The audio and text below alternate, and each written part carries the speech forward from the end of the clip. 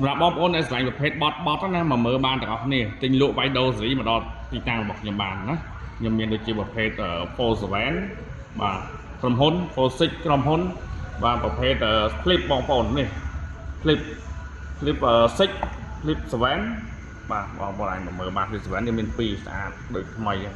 94.99ហើយចំពោះ Honor វាមានខាងខ្ញុំមាន Honor ប្រភេទ Honor Magic V5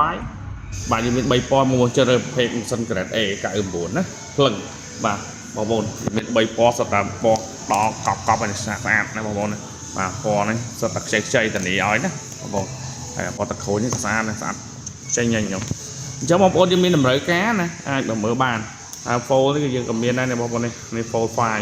បាទ Fold7 Fold6 Fold5 មានទាំងអស់បងប្អូនដែលឆ្លាញ់ Fold បតហើយនឹង Oppo Find N2 N3 ហើយដូចថ្មីហ្នឹង99.99ចឹងសម្រាប់បងប្អូនមានតម្រូវការអាចមកមើលបានទិញលក់បៃដូសេរីមកដល់ទីតាំងបានណាអរគុណច្រើន